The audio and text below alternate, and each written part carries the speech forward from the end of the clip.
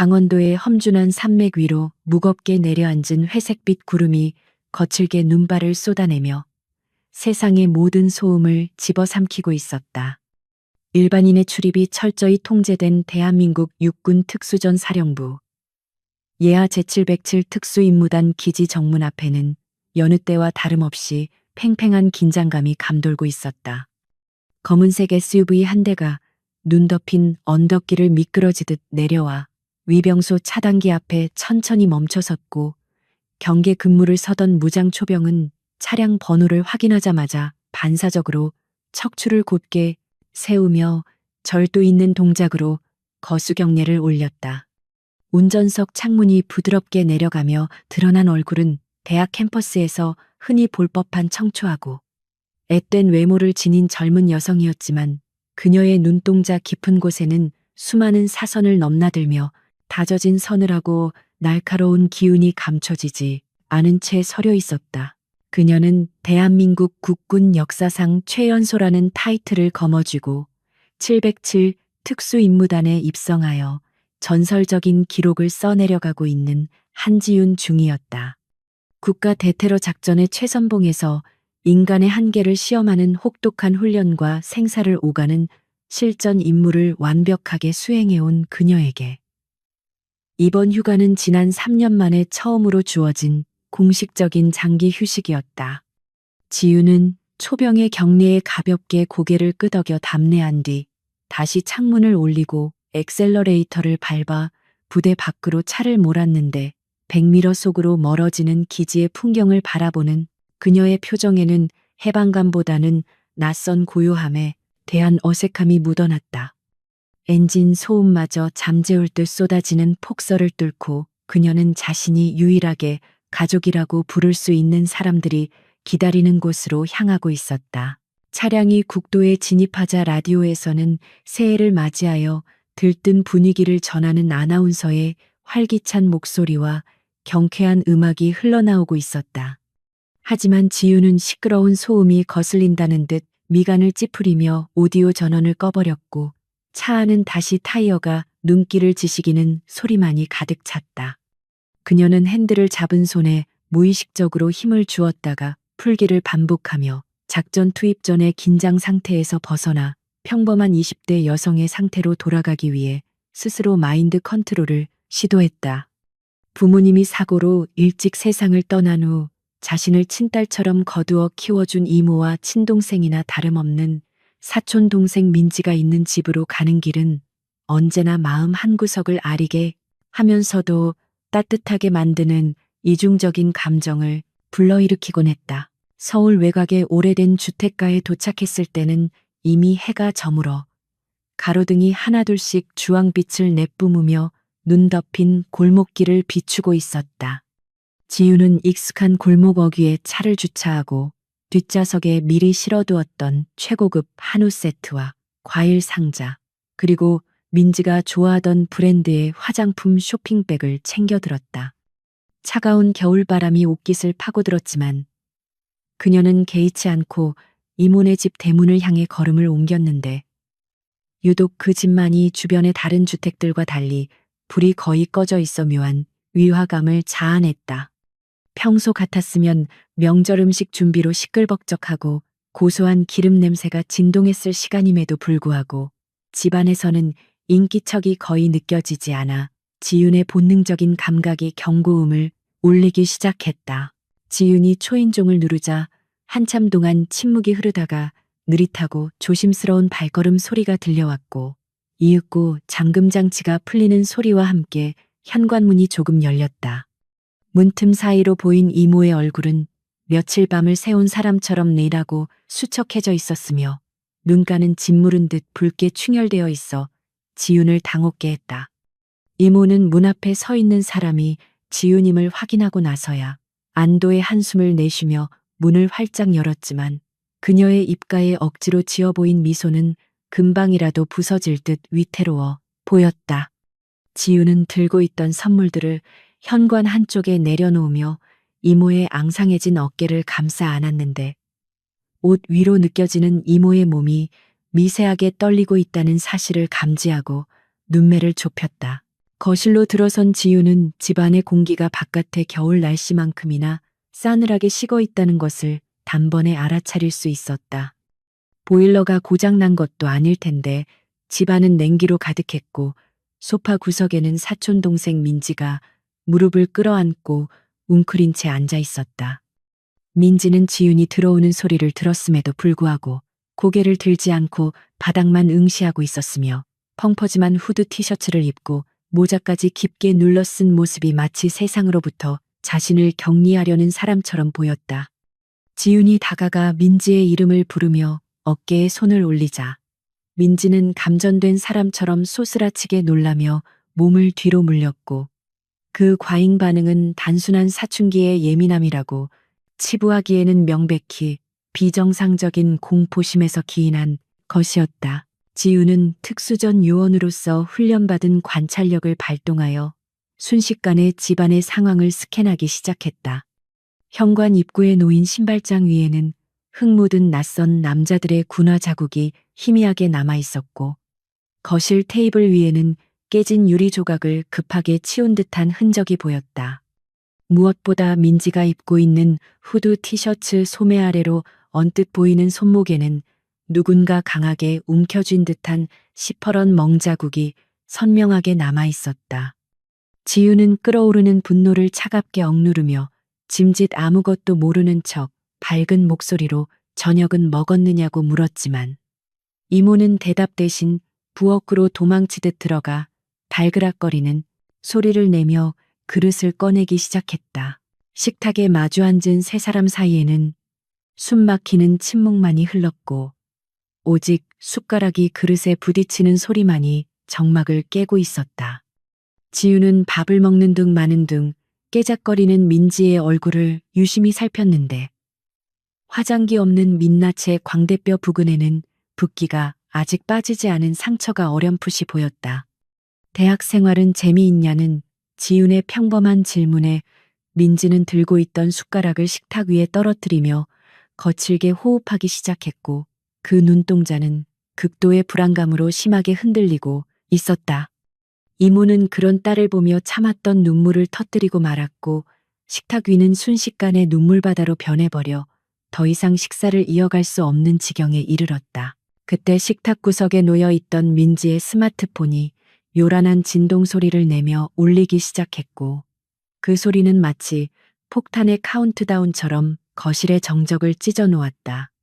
민지는 발작적으로 귀를 막으며 비명을 질렀고 이모는 사색이 되어 휴대폰을 행주로 덮어버리려 했지만 지윤의 손이 더 빨랐다. 지윤은 민지의 휴대폰을 낚아채 액정을 확인했는데 화면에는 발신자 제한 번호라는 문구가 떠 있었고 그 뒤이어 도착한 메시지 알림창에는 입에 담기 힘든 욕설과 함께 당장 돈을 보내지 않으면 신체 포기 각서를 실행하겠다는 끔찍한 협박 문구가 적혀 있었다. 지윤의 표정은 순식간에 빙하처럼 차가워졌고 그녀의 눈빛은 작전 지역에서 적을 조준할 때보다 더 섬뜩하게 빛나기 시작했다. 지윤은 전화를 받지 않고 메시지함을 열어 그동안 민지에게 쏟아진 수백 통의 협박 문자들을 하나하나 읽어 내려갔다. 그 내용들은 단순히 빚을 독촉하는 수준을 넘어서 민지의 학교 친구들에게 합성된 나체 사진을 유포하겠다거나 집을 불질러 버리겠다는 식의 구체적이고 악랄한 내용들로 가득 차 있었다. 지우는 떨고 있는 민지에게 다가가 부드럽지만 단호한 목소리로 대체 무슨 일이 있었던 것인지 사실대로 말해달라고 요구했다. 민지는 공포에 질려 입을 열지 못하다가 지윤이 자신의 손을 꼭 잡아주며 언니가 해결해 주겠다고 약속하자 그제야 막혔던 댐이 터지듯 울먹이며 자초지종을 털어놓기 시작했다. 민지의 이야기는 대학 등록금을 마련하기 위해 아르바이트를 구하던 중 우연히 인터넷 광고를 보고 소액 대출을 받은 것에서부터 시작되었다고 했다. 처음에는 단돈 300만 원을 빌렸을 뿐이었지만 그들은 말도 안 되는 고금리와 연체료를 붙여 빚을 기하급수적으로 불려나갔고 지금은 원금의 10배가 넘는 금액을 요구하고 있다고 했다. 민지가 갚을 능력이 없다고 사정하자 그들은 미리 받아둔 지인 연락처와 개인정보를 이용해 학교와 이모의 직장에까지 협박 전화를 걸기 시작했고 급기야는 집에까지 찾아와 행패를 부리기 시작했다는 것이었다. 이야기를 듣는 내내 지윤의 주먹은 하얗게 질릴 정도로 꽉 쥐어져 있었고 그녀의 머릿속에서는 이미 놈들을 어떻게 처리할지에 대한 시뮬레이션이 돌아가고 있었다. 그들은 자신들을 블랙캣이라는 대부업체라고 소개했지만 그 실상은 법망을 피해 서민들의 고열을 빨아먹는 악질적인 조직폭력배 집단임이 분명했다. 민지는 오늘 낮에도 그들이 찾아와 집안을 쑥대밭으로 만들고 갔다며 셔츠를 걷어 올려 팔뚝과 등에 난 피멍 자국들을 보여주었다. 그 상처들은 단순한 폭행의 흔적이 아니라 인간의 존엄성을 짓밟으려는 악의가 담긴 잔인한 낙인과도 같았기에 지윤의 이성은 끈이 끊어지듯 투둑 소리를 내며 끊어졌다. 그녀는 707 부대에서 배운 절제력으로 간신히 살기를 억누르고 있었지만 그녀 주변의 공기는 이미 영하의 온도로 떨어진 듯 냉랭해져 있었다. 지윤은 민지의 휴대폰을 자신의 주머니에 넣으며 자리에서 일어났는데 그 동작은 너무나 자연스럽고도 위압적이어서 이모와 민지는 숨소리조차 내지 못했다. 어디 가냐고 묻는 이모의 떨리는 목소리에 지윤은 놈들과 대화를 좀 나누고 오겠다고 짧게 대답했다. 이모는 위험하다며 지윤의 팔을 붙잡고 말렸지만 지윤은 이모의 손을 따뜻하게 감싸주며 걱정하지 말라는 듯 옅은 미소를 지어 보였다. 그 미소는 가족을 안심시키기 위한 것이었지만 동시에 놈들에게는 지옥문을 열어주겠다는 사신 스셴의 예고장과도 같은 것이었다. 지윤은 현관문을 나서기 전 신발장에서 자신의 부츠끈을 단단히 조여매며 마음의 준비를 마쳤다. 밖에는 여전히 한방눈이 펑펑 쏟아지고 있었지만 그녀의 몸에서는 뜨거운 열기가 뿜어져 나와 주변의 눈송이들을 녹여버릴 기세였다.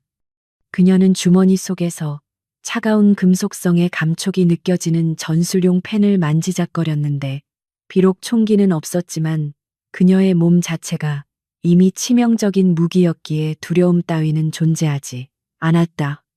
그녀는 민지에게 놈들이 주로 어디에 상주하고 있는지 물었고 민지는 읍내에 있는 낡은 상가 건물의 지하 다방을 아지트로 쓰고 있다고 힘겹게 대답했다. 어둠이 짙게 깔린 골목길을 걸어나가는 지윤의 뒷모습은 더 이상 휴가를 나온 평범한 여대생의 모습이 아니었다. 그녀는 대한민국 최고의 특수부대 707 특임단의 최정예 요원으로서 사랑하는 가족을 위협하는 적들을 섬멸하기 위해 작전 구역으로 진입하는 전사로 변모해 있었다. 눈 덮인 도로 위로 그녀의 발자국이 하나씩 찍힐 때마다 그 발자국은 놈들을 향한 분노의 카운트다운이 되어 새겨졌다. 오늘 밤 평화로워야 할 새해 첫날의 휴가는 피냄새가 진동하는 처절한 응징의 밤으로 바뀔 예정이었다. 상가 건물 앞에 도착한 지윤은 화려한 네온 사인이 번쩍이는 간판들 사이에서 유독 음침한 기운을 풍기는 지하 입구를 노려보았다. 입구에는 미성년자 출입 금지라는 팻말과 함께 건장한 체격의 남자들이 담배를 피우며 오가는 사람들을 위협적인 눈빛으로 훑어보고 있었다. 지윤은 호흡을 가다듬으며 자신의 흉부 깊숙한 곳에서부터 끌어올린 차가운 이성을 전신으로 퍼뜨렸다. 그녀는 망설임 없이 계단을 내려가기 시작했고 또각또각 울리는 그녀의 구두굽 소리는 마치 장송곡의 서곡처럼 지하의 탁한 공기를 가르며 울려 퍼졌다. 지하로 이어지는 계단은 마치 괴물의 아가리처럼 검고 깊었으며 그 아래에서는 습기를 머금은 곰팡이 냄새와 저급한 담배 연기가 뒤섞인 역한 악취가 끊임없이 피어올라 지윤의 예민한 후각을 자극했다. 계단 양옆 벽면에는 정체를 알 수 없는 붉은 페인트 낙서들과 퇴폐적인 전단지들이 어지럽게 붙어 있어 이곳이 법과 질서가 닿지 않는 무법지대임을 시각적으로 경고하고 있는 듯했다. 지윤은 코트 주머니에 손을 넣은 채 흔들림 없는 걸음으로 계단을 내려갔는데 그녀의 구두굽이 콘크리트 바닥에 부딪힐 때마다 울리는 규칙적인 파열음은 지하 공간의 음습한 공기를 날카롭게 베어내며 긴장감을 고조시켰다. 지하 입구에는 덩치가 산만한 사내 두 명이 험상궂은 표정으로 서서 출입자를 감시하고 있었지만 지유는 그들을 투명 인간 취급하며 시선조차 주지 않고 지나치려 했다. 입구를 지키던 사내 중 하나가 지윤의 앞을 거칠게 가로막으며 킬킬거리는 웃음소리를 내뱉었는데 그의 팔뚝에는 조잡한 용 문신이 꿈틀거리고 있었고 입에서는 역겨운 알코올 냄새가 진동을 했다.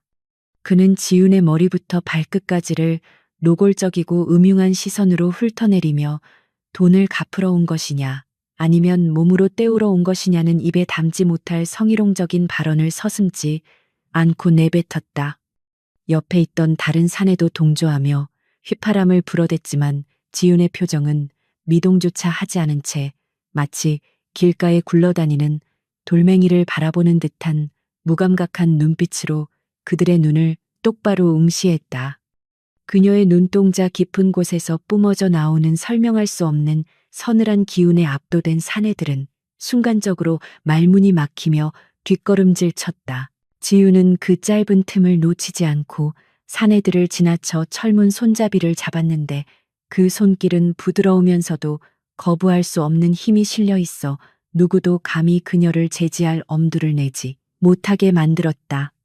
문을 열고 들어선 내부의 풍경은 밖에서 상상했던 것보다 훨씬 더 혼탁하고 타락한 기운으로 가득 차 있었는데 천장에 매달린 붉은 조명은 실내를 몽환적이고 기괴한 분위기로 물들이고 있었다. 뿌연 담배 연기 너머로 수십 대의 컴퓨터와 모니터가 쉴 새 없이 돌아가는 소리가 들려왔고 그 앞에는 문신을 드러낸 조직원들이 앉아 키보드를 두드리며 누군가와 통화를 하거나 욕설을 내뱉고 있었다. 이곳은 단순한 대부업체의 사무실이 아니라 디지털 성범죄와 불법 추심이 조직적으로 이루어지는 범죄의 온상임이 분명했다. 지우는 입구 쪽에 서서 내부를 빠르게 스캔하며 민지에게 협박 문자를 보냈던 번호의 주인을 찾기 시작했는데 그녀의 머릿속에는 조금 전 집에서 확인했던 민지의 휴대폰 속 끔찍한 기록들이 생생하게 떠올랐다. 놈들은 민지의 SNS 프로필 사진을 교묘하게 합성하여 나체 사진을 만들고 그것을 학교 홈페이지와 친구들에게 유포하겠다는 내용의 협박 메시지를 수백 통이나 보내며 한 사람의 영혼을 짓밟고 있었다. 그것은 단순한 빚독촉이 아니라 한 인간의 사회적 생명을 끊어놓으려는 살인행위나 다름없었기에 지윤의 심장은 분노로 뜨겁게 달아올랐지만 머리는 그 어느 때보다 차갑게 식어 상황을 냉철하게 분석하고 있었다. 그녀는 저들 중 누가 명령을 내리는 책임자인지 파악하기 위해 조직원들의 동선과 시선 처리를 유심히 관찰했다. 사무실 안쪽 깊숙한 곳 상석에 앉아있던 한 남자가 지윤의 등장을 눈치채고 흥미롭다는 듯 의자를 돌려 그녀를 바라보았는데 그는 매탄 눈에 삐쩍 마른 체구였지만 눈빛만은 뱀처럼 교활하고 잔인해 보였다. 그가 손을 까딱이자 주변에 있던 조직원들이 하던 일을 멈추고 일제히 자리에서 일어나 지윤을 에워싸기 시작했는데 그들의 손에는 야구 방망이와 쇠파이프 같은 흉기들이 들려 있었다. 하지만 지윤은 눈 하나 깜짝하지 않고 뱀 같은 눈을 가진 남자에게 똑바로 걸어가 맞은편 소파에 털썩 주저앉아 다리를 꼬고 앉았다.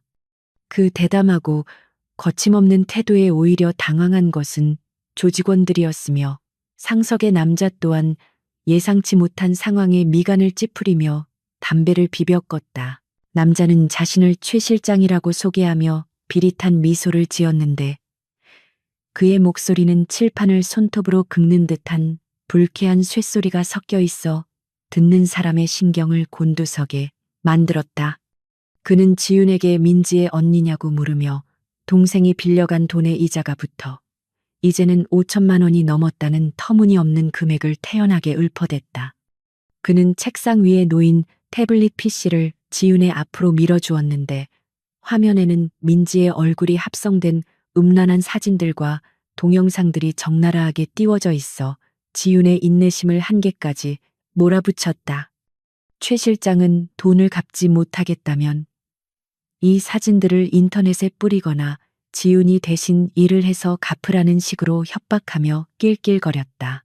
지윤은 태블릿 화면 속에서 고통받고 있는 동생의 얼굴을 바라보며 깊은 숨을 내쉬었고 그 순간 그녀의 내면 스위치가 민간인 모드에서 특수작전 모드로 완전히 전환되었다.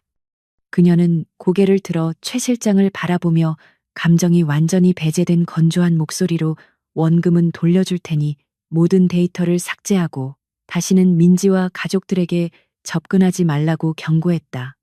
그 목소리는 너무나 낮고 조용했지만 그 안에 담긴 살기는 사무실의 공기를 얼어붙게 만들 정도로 강력하여 주변의 소음마저 잠시 멈추게 했다. 하지만 상황 파악을 하지 못한 최 실장과 부하들은 잠시 멍하니 있다가 이내 배를 잡고 구르며 폭소를 터뜨렸고 그 웃음소리는 지윤의 분노에 기름을 붓는 격이 되었다. 최 실장은 자리에서 일어나 지윤의 턱을 잡으려 손을 뻗으며 겁도 없이 여기가 어디라고 훈계질이냐고 소리쳤는데 그 순간 지윤의 손이 번개처럼 움직여 그의 손목을 낚아챘다. 뼈가 으스러지는 끔찍한 파열음과 함께 최 실장의 입에서는 인간의 것이라고는 믿기 힘들 정도의 처절한 비명이 터져 나왔고 그는 바닥으로 고꾸라지며 몸부림쳤다.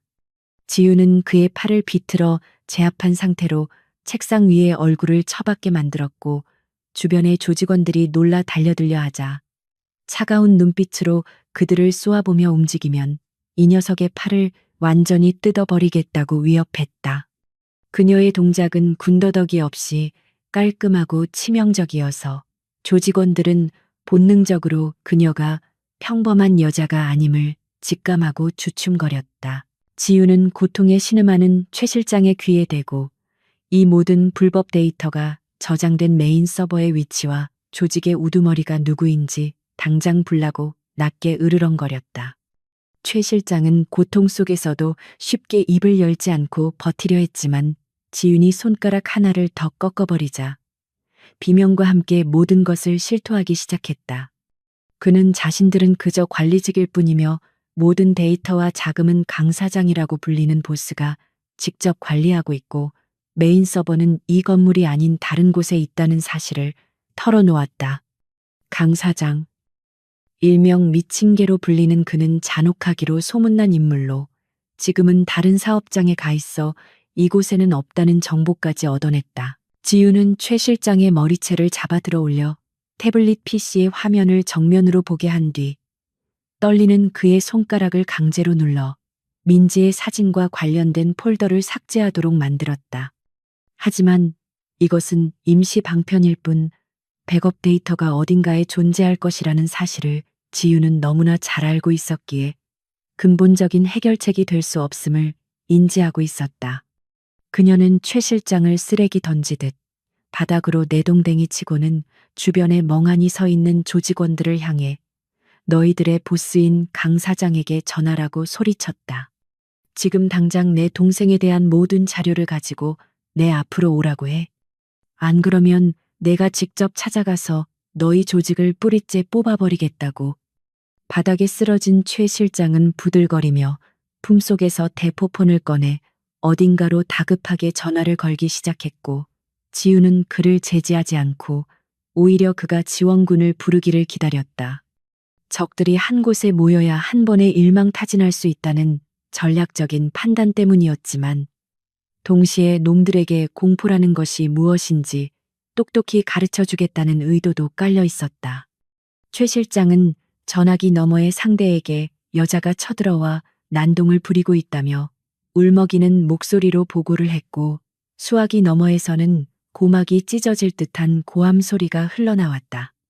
지윤은 묵묵히 서서 그 모습을 지켜보며 주변의 지형지물을 파악하고 다가올 전투를 위해 머릿속으로 시나리오를 구상했다.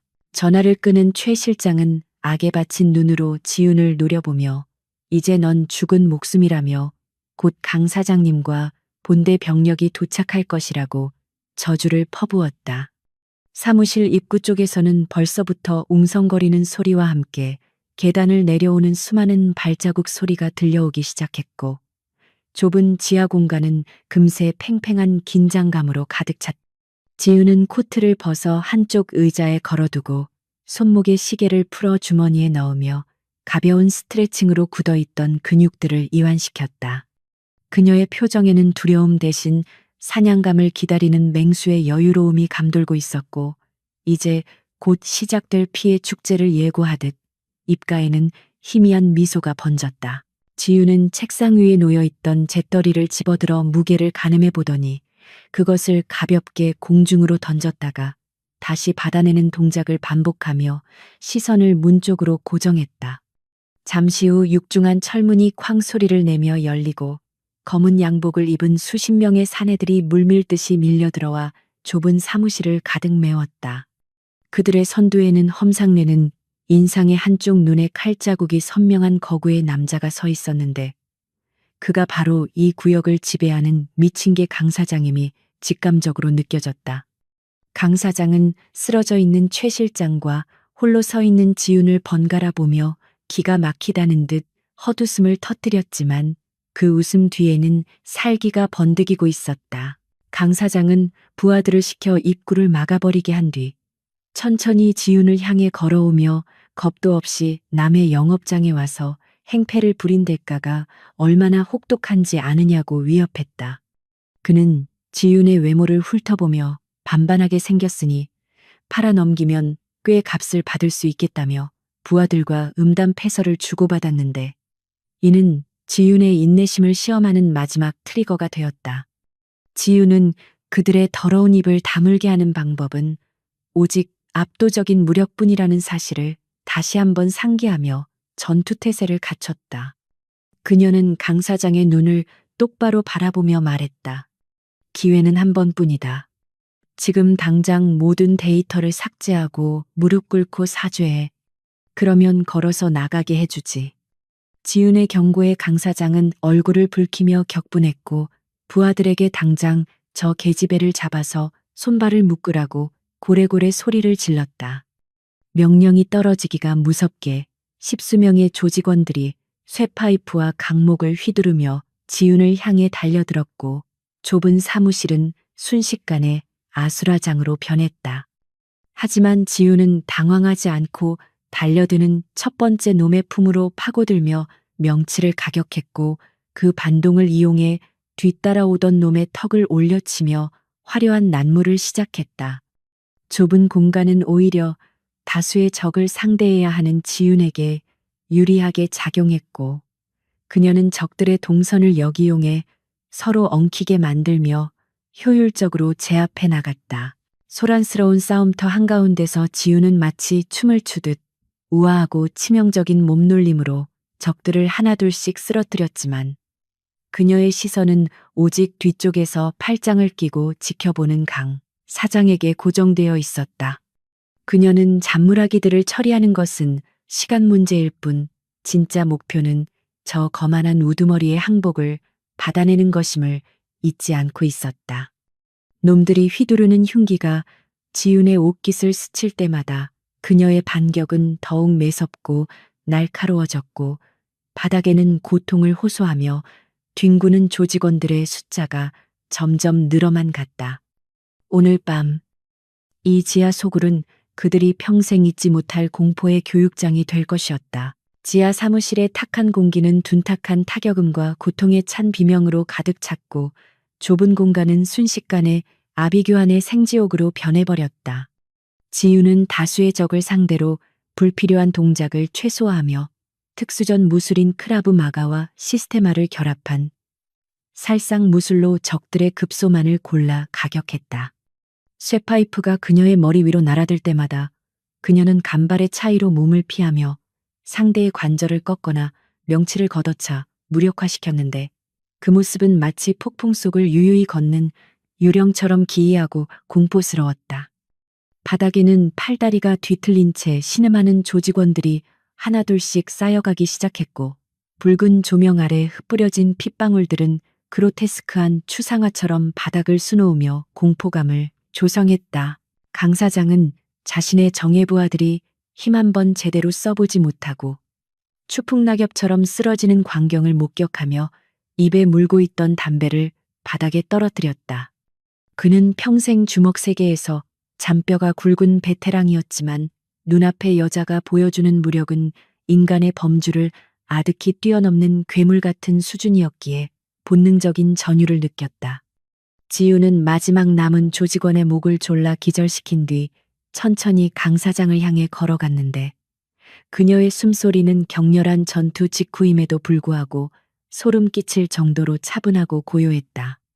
강 사장은 뒷주머니에서 잭나이프를 꺼내들고 위협적으로 허공을 그었지만 떨리는 손끝은 이미 그가 심리적으로 완전히 제압당했음을 여실히 보여주고 있었다.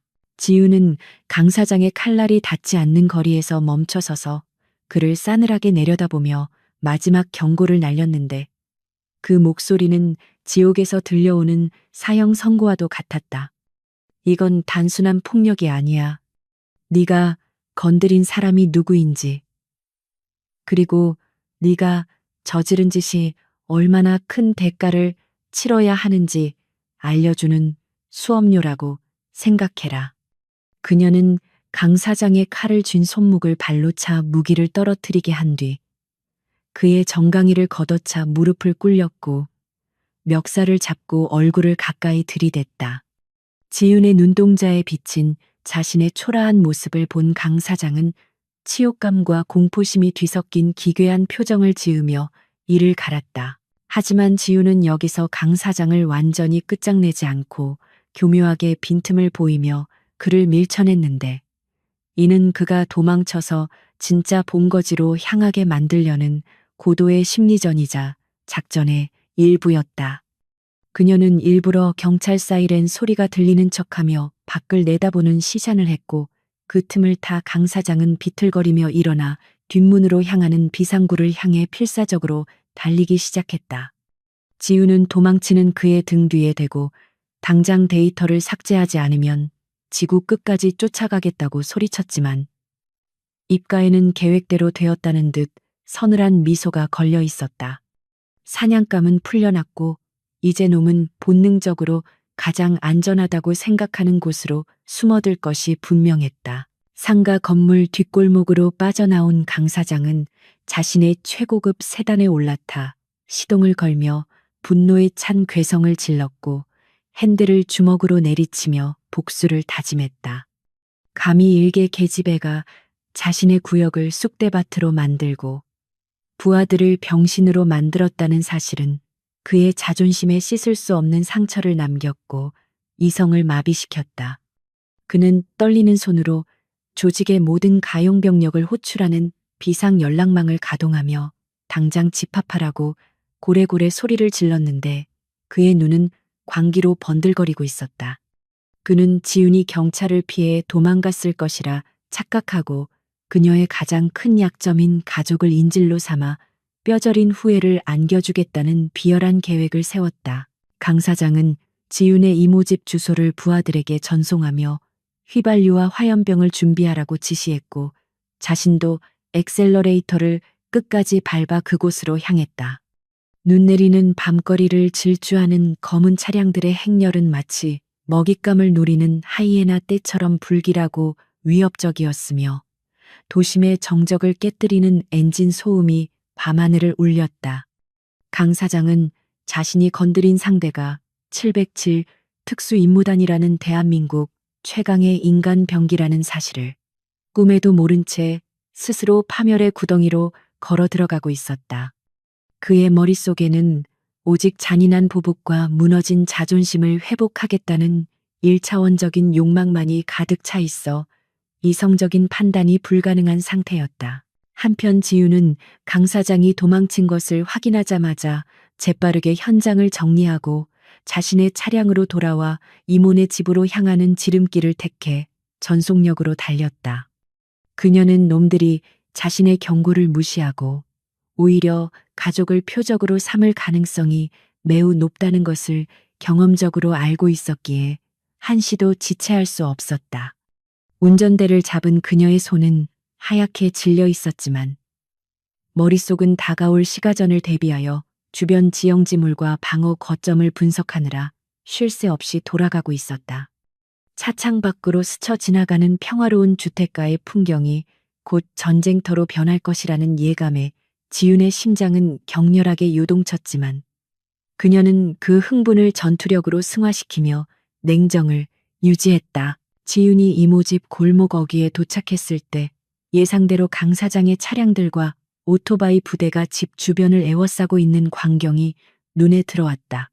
좋게 50명은 되어 보이는 덩치들이 손에 야구 방망이와 쇠파이프 그리고 화염병을 든 채 위협적인 분위기를 조성하고 있었고 동네 주민들은 공포에 질려 불을 끄고 숨죽이고 있었다. 강 사장은 확성기를 들고 대문 앞에 서서 지윤의 이름을 부르며 당장 나오지 않으면 집에 불을 질러 가족들과 함께 통구이로 만들어버리겠다고 악을 쓰고 있었다. 눈 덮인 마당에는 이미 그들이 던진 돌멩이로 인해 유리창이 깨져 있었고 깨진 틈으로 찬바람과 함께 놈들의 욕설이 집 안으로 흘러들어가고 있었다. 집안 거실에서는 이모와 민지가 서로를 부둥켜 안고 공포에 떨며 울고 있었고 밖에서 들려오는 험악한 고함 소리에 질려 숨조차 제대로 쉬지 못하고 있었다. 그때 뒷문을 통해 소리 없이 들어온 지윤의 모습을 보자 두 사람은 안도감과 걱정이 뒤섞인 표정으로 그녀에게 달려들었지만 지윤은 검지 손가락을 입에 대며 침착하라는 신호를 보냈다. 지윤은 두 사람을 안심시키며 집안의 불을 모두 끄게 하고 가장 안전한 안방의 장롱 뒤쪽 공간으로 그들을 피신시켰다. 그녀는 이모의 손에 비상용 호신 스프레이를 쥐어주며 자신이 밖을 정리할 때까지 절대로 나오지 말고 인기척을 내지 말라고 당부했다. 지윤은 커튼 틈 사이로 밖을 내다보며 적들의 병력 배치와 무장 상태를 정밀하게 파악했는데 상황은 생각보다 훨씬 심각했고 놈들은 정말로 살인을 저지를 준비가 되어 있었다. 강 사장은 부하들에게 라이터 불을 켜라고 지시하며 카운트다운을 시작했고 조직원들은 화염병에 불을 붙이며 던질 준비를 하고 있었다. 지윤은 이 상황에서 더 이상 대화나 경고는 무의미하며 오직 물리적인 섬멸만이 유일한 해결책임을 뼈저리게 깨달았다. 그녀는 입고 있던 코트를 벗어 던지고 활동하기 편한 전술 조끼와 카고 바지 차림으로 복장을 정돈하며 깊은 심호흡을 했다. 지윤의 눈빛은 더 이상 가족을 걱정하는 언니나 조카의 눈빛이 아니라 적을 사살하기 위해 조준경을 들여다보는 스나이퍼의 눈빛으로 변해 있었다. 그녀는 주방으로 가서 식용유와 밀가루, 그리고 몇 가지 생활용품들을 챙겨 급조 폭발물과 함정을 만들기 시작했는데 그 손놀림은 기계처럼 빠르고 정확했다. 놈들이 선을 넘었다는 것은 명백했고 이제 그 선을 넘은 대가는 그들의 피와 비명으로 치르게 될 것이었다. 지윤은 집안의 가스밸브를 잠그고 소화기를 현관 근처에 배치한 뒤 뒷주머니에서 택티컬 나이프를 꺼내 역수 거꾸로 쥐기로 잡았다. 밖에서는 강 사장의 카운트다운이 셋을 가리키고 있었고 조직원 중 한 명이 화염병을 던지려 팔을 들어 올리는 순간이었다. 지윤은 2층 베란다 문을 박차고 나가며 손에 들고 있던 밀가루 포대를 터뜨려 공중으로 흩뿌렸고 시야가 가려진 틈을 타 화염병을 든 조직원의 손목을 정확하게 도루로 가격했다. 화염병은 엉뚱한 방향으로 날아가 그들의 차량 위에 떨어져 폭발했고 순식간에 불길이 치솟으며 놈들의 진영은 혼란에 빠졌다. 지윤은 난간을 타고 1층으로 뛰어내리며 어둠 속으로 몸을 숨겼고 그녀의 그림자는 마치 사신처럼 놈들의 배후를 노리며 은밀하게 움직이기 시작했다. 혼란에 빠진 폭력배들이 불타오르는 차량과 연기의 시선을 뺏긴 사이 지윤은 유령처럼 신속하게 집 뒤편 담장을 넘어 가족들이 숨어있는 뒷문으로 이동했다. 그녀의 움직임은 소음조차 발생시키지 않았고 어둠 속에서 식별하기 힘들 정도로 은밀했기에 놈들은 지윤이 어디로 사라졌는지조차 감지하지 못했다. 지윤은 공포에 질려 떨고 있는 이모와 민지를 부축하여 미리 파악해둔 개구멍을 통해 옆집 마당을 가로질러 좁은 골목길로 빠져나갔다.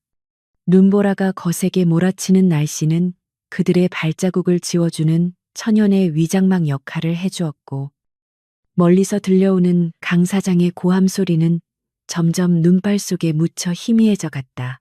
미리 세워둔 안전한 장소에 주차된 차량의 가족들을 태운 지우는 백미러를 통해 멀어지는 집 쪽을 바라보며 입술을 굳게 다물었다. 차 안에는 무거운 침묵과 긴장감이 감돌았고, 뒷좌석에 앉은 민지는 아직도 충격에서 벗어나지 못한 채 이모의 품에 얼굴을 묻고 흐느끼고 있었다. 지우는 감정을 배제하고 운전에만 집중하며 도심 외곽에 위치한 보안이 철저한 비즈니스 호텔로 차를 몰았다. 놈들의 손길이 닿지 않는 곳으로 가족들을 피신시키는 것이 최우선 과제였기에 그녀는 수시로 백미러를 확인하며 미행이 붙지 않았는지 점검하는 치밀함을 보였다. 호텔방에 가족들을 들여보낸 지우는 불안해하는 이모의 손을 잡고 잠시만 기다리면 모든 것을 해결하고 돌아오겠다고 안심시켰다. 이모는 지윤의 옷자락을 붙잡으며 경찰에 신고하고 그냥 여기서 숨어 있으면 안 되냐고 애원했지만 지윤은 고개를 저으며 단호한 표정을 지었다. 경찰의 수사 절차는 너무 느리고 놈들은 법망을 피해 교묘하게 빠져나갈 구멍을 만들어 두었을 것이 뻔했기에 직접적인 타격 없이는 이 악순환을 끊을 수 없다고 판단했다. 지유는 민지의 머리를 쓰다듬으며 반드시 놈들이 다시는 너를 괴롭히지 못하게 만들겠다고 약속하고는 뒤도 돌아보지 않고 방을 나섰다. 호텔 로비로 내려온 지유는 주머니 속에서 평소에는 잘 쓰지 않는 암호화된 특수 단말기를 꺼내 전원을 켰다. 그녀는 707 부대 정보과 출신이자 현재 민간 보안업체에서 고문으로 일하고 있는 옛 동료에게 전화를 걸었다. 신호음이 몇 번 울리지 않아 익숙한 목소리가 들려왔고 지유는 거두절미하고 블랙캣이라는 조직의 메인 서버 위치와 실질적인 본거지 좌표를 요청했다. 수화기 너머의 동료는 잠시 침묵하더니 그들이 단순한 대부 업체가 아니라 거대 폭력 조직과 연계된 기업형 범죄 집단이라며 위험성을 경고했지만 지윤의 결심을 꺾을 수는 없었다. 몇 분 후 지윤의 단말기로 좌표와 함께 해당 건물의 구조도 그리고 경비 시스템에 대한 간략한 정보가 전송되었다. 놈들의 본거지는 강남 한복판에 위치한 번듯한 고층 빌딩의 상층부를 위장 사무실로 쓰고 있다는 사실이 밝혀졌다. 지유는 정보를 확인하자마자 근처의 24시간 대형 철물점과 편의점에 들러 작전에 필요한 물품들을 구입하기 시작했다. 총기나 군용 장비가 없는 상태에서 그녀는 일상용품들을 치명적인 무기로 변형시켜야 했기에 그녀의 쇼핑카트에는 청테이프, 케이블 타이, 커터칼, 그리고 튼튼한 공업용 망치 등이 담겼다. 인적이 드문 공터에 차를 세운 지유는 구입한 물건들을 능숙한 손놀림으로 개조하며 자신만의 무기를 제작했다. 커터 칼날을 짧게 부러뜨려 손가락 사이에 끼울 수 있도록 테이핑을 하고 망치의 손잡이 부분에는 미끄럼 방지 처리를 하여 그립감을 높였다. 그녀는 화려한 장비 대신 투박하지만 확실한 살상력을 가진 도구들을 챙기며 스스로에게 최면을 걸듯 마인드 컨트롤을 시작했다. 이제 그녀는 휴가를 나온 민간인 한지윤이 아니라 적진 한복판에 홀로 침투하여 임무를 완수해야 하는 코드네임 발키리로 다시 태어나고 있었다. 지윤은 검은색 전술바지와 타이트한 셔츠 위에 어두운색 후드 재킷을 걸쳐 입고 머리를 단단히 묶어 전투 중에 시야를 가리지 않도록 정돈했다. 거울 속에 비친 그녀의 눈빛은 북극의 빙하처럼 차갑게 가라앉아 있었고 그 안에는 적에 대한 일말의 자비심도 찾아볼 수 없었다. 그녀는 손목시계에 타이머를 설정하며 놈들이 방심하고 있을 새벽 시간대를 공격 개시 시각으로 잡았다.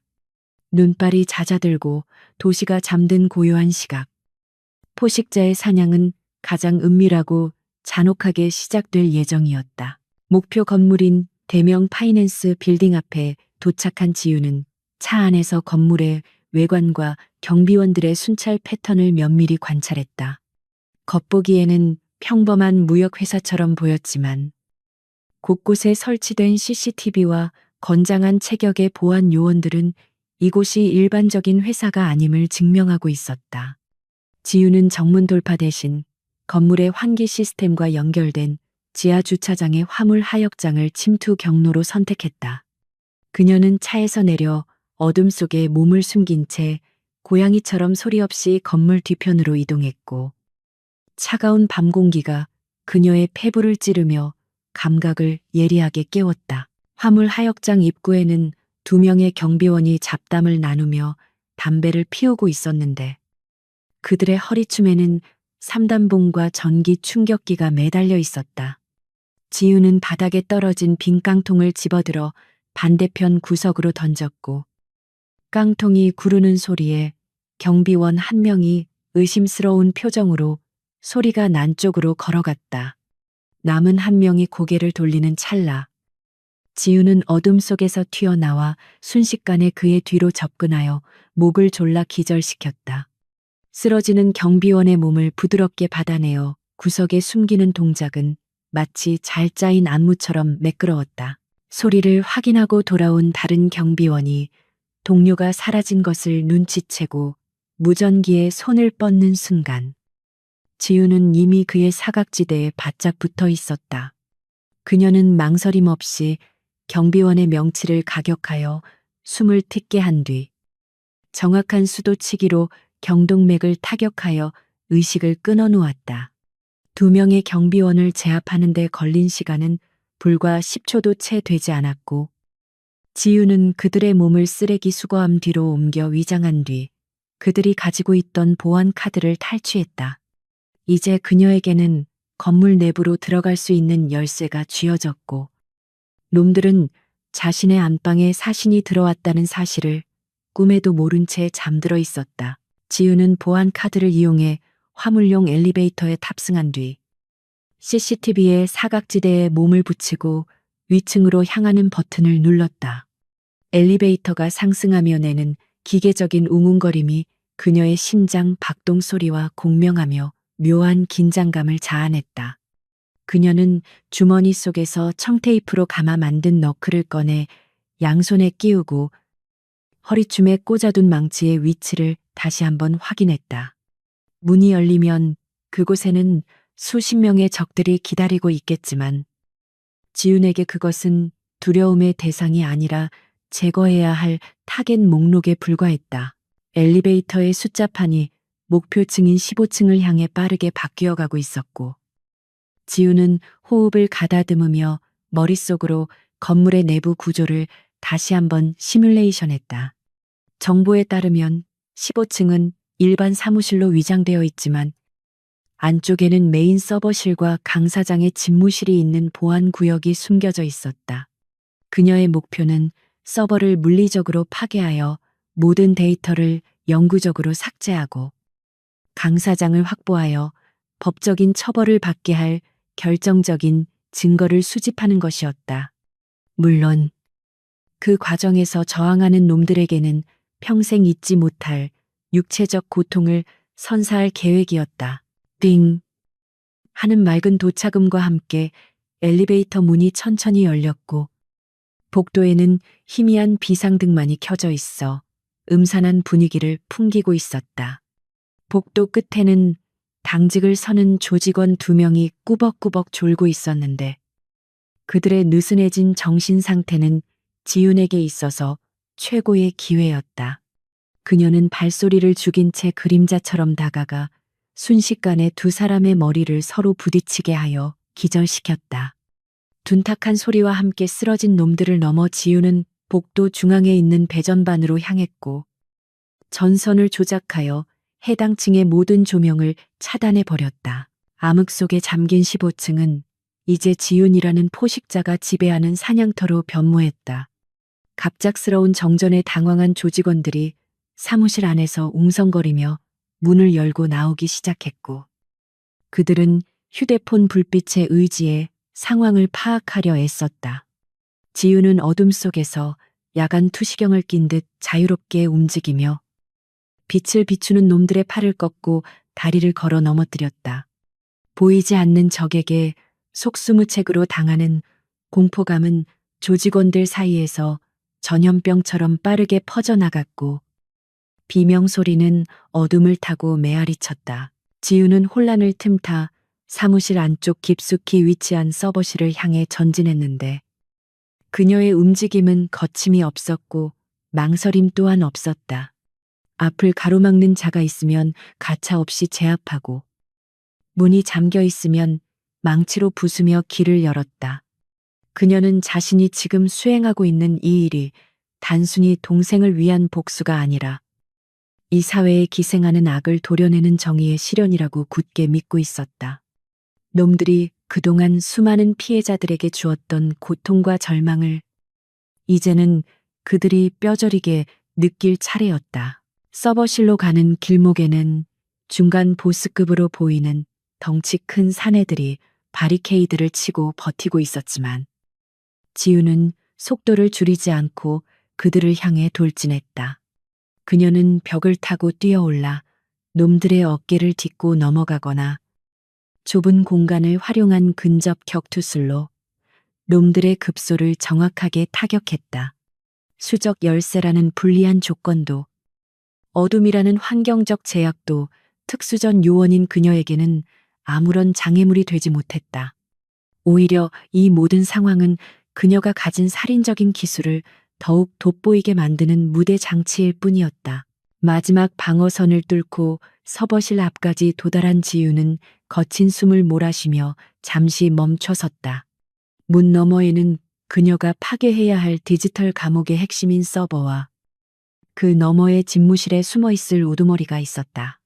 지유는 피 묻은 장갑을 고쳐 끼며 망치를 쥔 손에 힘을 주었고, 그녀의 눈은 사냥감을 앞둔 맹수의 그것처럼 형형하게 빛났다. 이제 마지막 관문만이 남았고, 그녀는 이 지옥 같은 밤을 끝내기 위해 주저없이 문을 걷어찼다. 서버실의 육중한 철문이 찢어질 듯한 금속성 굉음과 함께 안쪽으로 찌그러지며 열렸고, 그 충격으로 문 뒤에 매복해 있던 경비원 한 명이 비명을 지르며 나가 떨어졌다. 내부는 비상전력으로 돌아가는 붉은색 경고등만이 깜빡거리고 있었는데, 그 붉은 빛은 마치 이곳이 디지털 지옥의 심장부임을 알리는 듯 불길하게 일렁거렸다. 수백 개의 서버렉에서 뿜어져 나오는 열기와 쿨링팬이 돌아가는 윙윙거리는 소음이 가득한 가운데 검은 그림자가 연기처럼 스며들어왔다. 지우는 손에 든 공업용 망치를 가볍게 고쳐주며 바닥에 쓰러진 경비원을 넘어섰고, 그녀의 시선은 오직 데이터가 저장된 하드디스크들의 집합체를 향해 고정되어 있었다.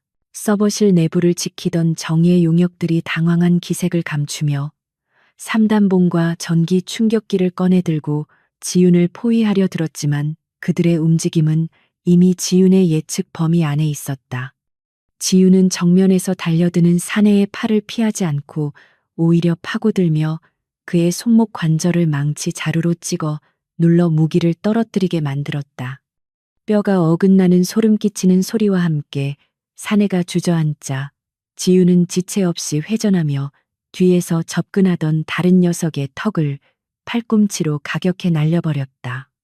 그녀의 동작은 화려한 무술 시범이 아니라 생존과 살상을 목적으로 최적화된 군사 격투술의 정수였기에 군더더기라곤 찾아볼 수 없었다. 어둠 속에서 붉은 비상등이 깜빡일 때마다 지윤의 위치는 시시각각 변해 있었고, 용역들은 보이지 않는 유령과 싸우는 듯한 공포감에 휩싸여 허공에 대고 무기를 휘둘렀다. 지윤은 서버렉 사이의 좁은 통로를 미로처럼 활용하며 적들을 하나씩 각계격파해 나갔는데, 좁은 공간은 오히려 그녀에게 유리한 전장이었다. 그녀는 서버렉을 발판 삼아 도약해 적의 머리 위를 넘어가거나 케이블 뭉치를 이용해 적의 발을 묶어 넘어뜨리는 등 주변 지형 지물을 완벽하게 지배했다. 바닥에는 제압당한 사내들이 고통에 찬 신음을 흘리며 뒹굴고 있었지만 지윤의 호흡은 여전히 차분하고 규칙적이었다. 마침내 서버실 중앙에 도달한 지윤은 민지를 비롯한 수많은 피해자들의 영혼을 옥죄고 있는 메인 서버의 거대한 본체를 마주하게 되었다.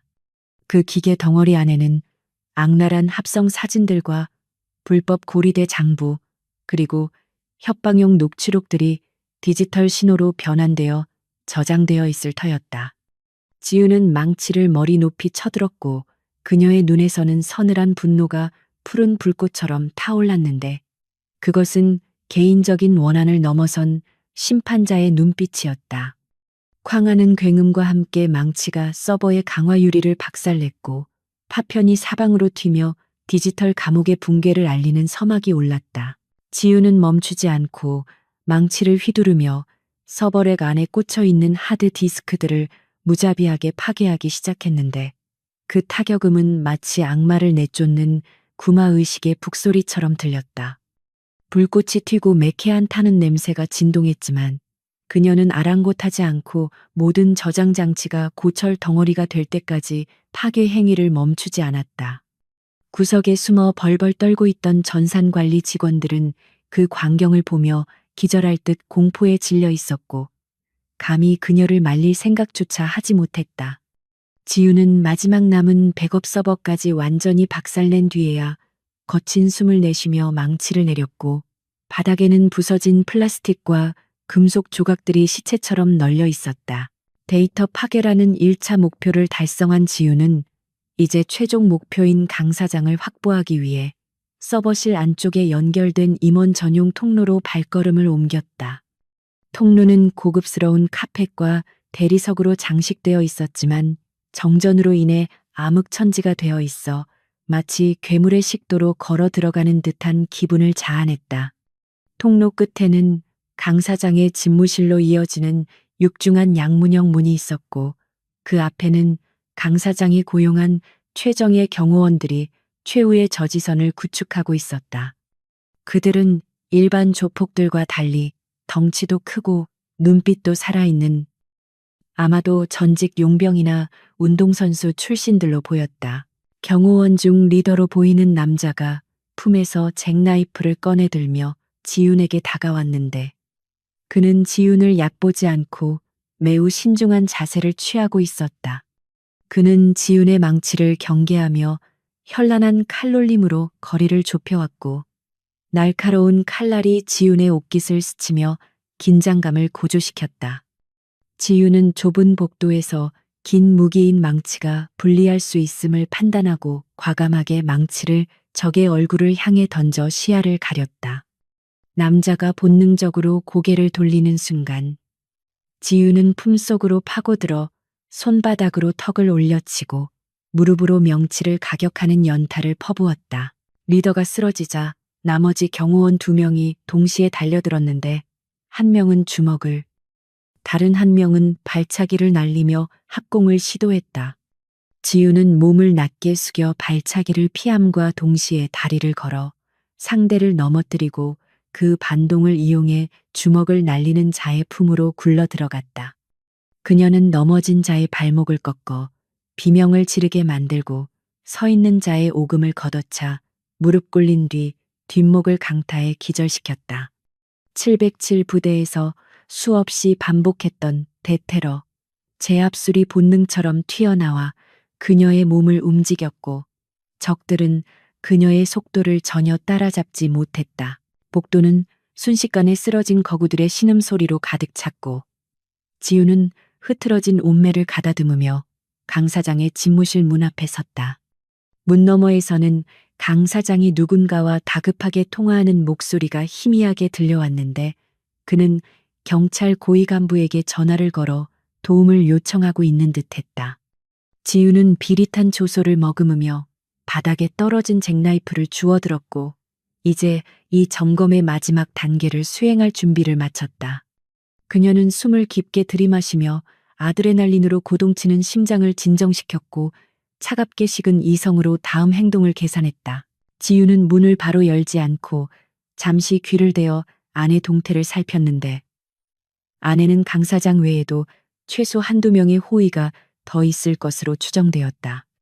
그녀는 주머니에서 동전 크기만한 소형 거울을 꺼내 문틈 아래로 밀어넣어 내부를 정찰하려 했지만 카펫 때문에 시야가 확보되지 않았다.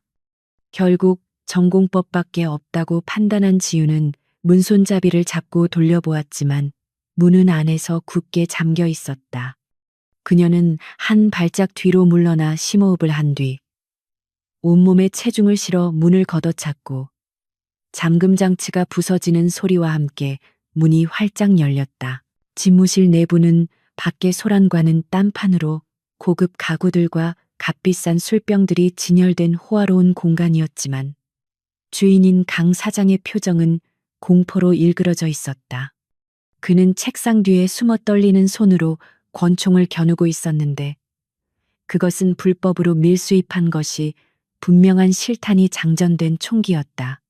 지우는 총을 보는 순간 본능적으로 몸을 날려 소파 뒤로 숨었고 탕하는 총성과 함께 그녀가 서 있던 자리의 벽에 총알이 박혔다. 강 사장은 미친 듯이 소리를 지르며 허공에 대고 방아쇠를 당겨댔고 유리창과 도자기들이 깨지며 파편이 사방으로 튀었다. 지우는 소파 뒤에 웅크린 채 총알의 개수를 세고 있었는데 강 사장의 총은 리볼버가 아닌 자동권 총이었기에 탄창 용량을 짐작하기 어려웠다. 하지만 놈의 사격 솜씨는 형편없었고 총 동작이 커서 반동을 제대로 제어하지 못하고 있다는 것을 발사음 간격으로 파악할 수 있었다. 강 사장은 탄창을 다 비울 기세로 난사하다가 갑자기 딸깍거리는 소리와 함께 총이 작동을 멈추자 당황하여 총을 흔들어댔다. 탄 걸림인지 탄환 소진인지 확실하지 않았지만 지윤에게는 찰나의 순간이 기회였고 그녀는 스프링처럼 튀어올라 책상을 향해 돌진했다. 강 사장은 지윤이 달려오자 기겁하며 총을 집어던지고 옆에 있던 골프채를 집어들어 휘둘렀지만 공포에 질린 스윙은 너무나 느리고 엉성했다. 지윤은 가볍게 몸을 틀어 골프채를 피하고 책상 위로 뛰어올라 강 사장의 가슴을 발로 차 의자와 함께 뒤로 넘어뜨렸다. 쿵 소리와 함께 넘어진 강 사장은 고통에 헐떡이며 뒤로 기어가려 했지만 지유는 이미 그의 위에 올라타 차가운 잭나이프를 그의 목덜미에 들이대고 있었다. 움직이면 동맥을 끊어버리겠어. 지윤의 낮고 으르렁거리는 목소리에 강 사장은 얼어붙은 듯 멈췄고 그의 눈동자는 공포로 심하게 흔들렸다. 지윤은 강 사장의 멱살을 잡아 일으켜 세워 창가로 끌고 갔는데 15층 높이에서 내려다 보이는 서울의 야경은 화려했지만 그들의 상황은 처절했다. 그녀는 강 사장의 머리를 창문에 처박으며 당장 숨겨둔 비밀 장부와 외부 백업 하드의 위치를 불라고 위협했다. 강 사장은 살려만 주면 돈은 얼마든지 주겠다며 비굴하게 애원했지만 지유는 칼끝으로 그의 뺨에 얕은 상처를 내며 돈 따위는 필요 없다고 일갈했다. 피가 흐르자 강 사장은 진짜로 죽을 수도 있다는 공포감에 휩싸여 책상 아래 금고에 모든 것이 들어있다고 자백했다. 지유는 강 사장을 끌고 가 금고를 열게 했고 그 안에는 수많은 차용증과 USB 메모리 그리고 고위층 뇌물 리스트가 적힌 장부들이 가득 들어 있었다. 이것들이야말로 이 범죄 조직을 뿌리째 뽑아버리고 그들을 비호하던 세력까지 일망타진할 수 있는 결정적인 증거물들이었다. 지유는 증거물들을 챙겨 자신의 조끼 주머니에 넣었고 강 사장은 모든 것을 잃었다는 허망한 표정으로 주저앉아 있었다. 하지만 지윤의 응징은 여기서 끝난 것이 아니었고 그녀는 이 자가 다시는 재기하지 못하도록 확실한 마무리를 지어야 했다. 그때 복도에서 수많은 발자국 소리와 무전기 소리가 들려왔는데 그것은 깡패들의 것이 아니라 경찰 특공대의 전술화 소리였다. 강 사장이 아까 걸었던 전화가 경찰을 부른 것이었지만 그가 기대했던 부패 경찰이 아니라 신고를 받고 출동한 진짜 경찰 병력이 도착한 것이었다. 지우는 상황이 종료되었음을 직감하고 잡고 있던 강 사장을 바닥에 내동댕이 쳤다. 그리고 주머니에서 미리 준비해둔 케이블 타이를 꺼내 강 사장의 손과 발을 짐승처럼 묶어버리며 귓가에 속삭였다. 감옥에서 평생 썩게 될 거야. 내가 그렇게 만들 거니까. 지우는 창문을 열고 들어오는 차가운 새벽 공기를 마시며 땀에 젖은 머리카락을 쓸어 넘겼다. 경찰들이 집무실로 들이닥치기 직전 그녀는 어둠 속으로 몸을 숨길 준비를 했고 자신의 역할은 여기까지임을 알고 있었다. 그녀는 범죄자들을 처단하는 어둠의 기사였지만 동시에 신분이 노출되어서는 안 되는 특수부대 장교였기에 조용히 사라져야만 했다. 그녀의 휴가 첫날 밤은 피와 땀으로 얼룩졌지만 가슴 속에는 그 어느 때보다 뜨거운 성취감이 차오르고 있었다. 경찰 특공대가 꼼짝마 경찰이다라고 외치며 집무실로 진입했을 때 그들이 본 것은 밧줄에 묶여 굴비처럼 엮인 강 사장과 책상 위에 가지런히 놓인 결정적인 증거물들 뿐이었다. 방 안에는 격렬했던 전투의 흔적만이 남아 있었고 정작 그 모든 일을 벌인 주인공은 연기처럼 사라지고 없었다. 열린 창문 틈으로 들어온 바람만이 커튼을 휘날리며 누군가가 이곳에 있었다는 사실을 증명하고 있었다. 지우는 이미 건물 외벽에 배수관을 타고 내려와 어둠 속으로 사라진 뒤였고 그녀의 발걸음은 이제 가족들이 기다리는 곳을 향하고 있었다. 빌딩을 빠져나온 지우는 골목길에 세워둔 자신의 차에 기대어 잠시 눈을 감고 거친 호흡을 골랐다. 온몸이 욱신거리고 여기저기 타박상을 입었지만 다행히 뼈가 부러지거나 치명상을 입은 곳은 없었다. 그녀는 손에 묻은 피와 먼지를 물티슈로 대충 닦아내고 코트 주머니에서 휴대폰을 꺼내 이모에게 전화를 걸었다. 신호가 가기도 전에 전화를 받은 이모의 울먹이는 목소리를 들으며 지우는 비로소 긴장이 풀려 희미한 미소를 지을 수 있었다. 이모, 다 끝났어요. 이제 아무 걱정 안 해도 돼요. 그 한마디를 하기 위해 그녀는 오늘 밤 지옥을 건너왔다. 경찰 특공대의 진압 작전이 종료된 직후 대명 파이낸스 빌딩 주변은 몰려든 순찰차와 구급차에 요란한 사이렌 불빛으로 대낮처럼 환하게 밝혀져 있었다. 지우는 현장에서 두 블록 떨어진 어두운 골목길에 차를 세워두고 운전석에 몸을 깊숙이 파묻은 채 건너편의 상황을 예리하게 주시하고 있었다. 건물 입구에서는 포승줄에 묶인 조직원들이 줄지어 끌려나오고 있었고 그들의 얼굴은 하나같이 누군가에게 흠씬 두들겨 맞은 듯 엉망진창이 되어 있었다. 개중에는 들것에 실려나가는 자들도 있었는데 그들은 지훈이 서버실과 복도에서 압도적인 무력으로 제압했던 정예 요원들이 분명했다. 지훈은 그들의 비참한 몰골을 바라보며 일말의 동정심도 느끼지 않았고 오히려 범죄의 대가가 공평하게 치러지고 있음을 확인하며 차가운 만족감을 느꼈다. 그때 현장을 지휘하는 경찰 간부 한 명이 누군가와 심각하게 통화를 하며 주위를 두리번거리는 모습이 지훈의 시야에 포착되었다. 그는 강 사장이 체포되어 끌려 나오자 황급히 다가가 부하들을 물리치고 귓속말을 주고받았는데 그 태도가 범인을 대하는 경찰의 것이라기보다는 공범의 그것에 가까워 보였다. 지훈은 직감적으로 그자가 강 사장이 믿고 있던 뒷배이자 뇌물을 받아 챙긴 부패 경찰임을 알아차렸고 그가 증거를 인멸하려 시도할 것임을 예견했다. 하지만 지훈은 이미 그보다 한 수 앞을 내다보고 있었기에 입가에 비릿한 미소를 지으며 조수석에 놓인 USB 메모리를 집어들었다.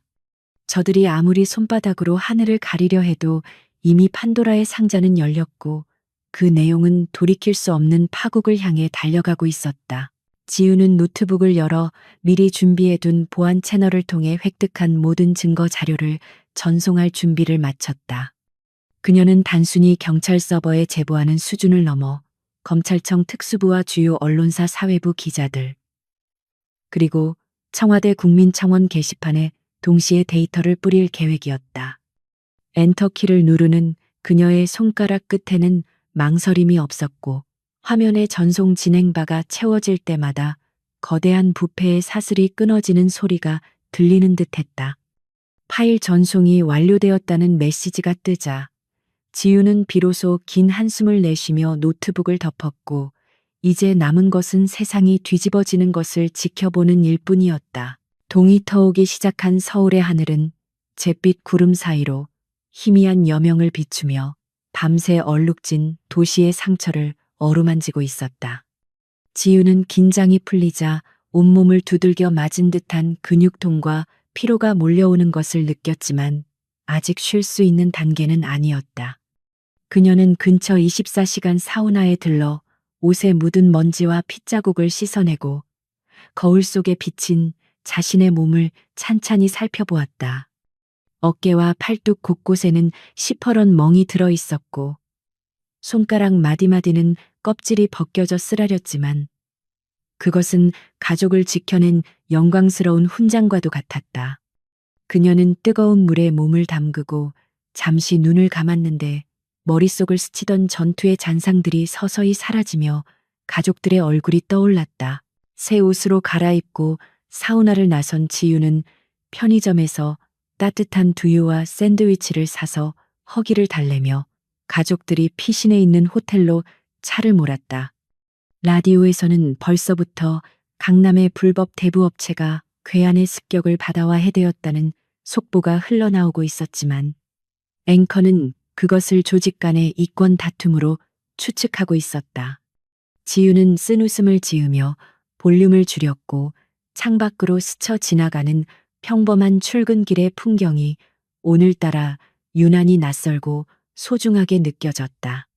그녀가 목숨을 걸고 지키려 했던 것은 바로 이런 평범한 일상의 평화였으며 그것이 깨지는 것을 막기 위해 그녀는 기꺼이 어둠 속의 괴물이 되기를 자처했던 것이다.